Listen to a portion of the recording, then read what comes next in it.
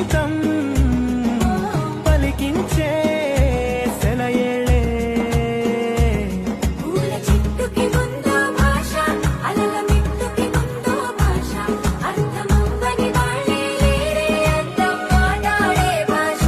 పలకరింపే పులకరింపై పిలుపునిస్తే పరవశించడమే మనసుకి తెలిసిన భాష.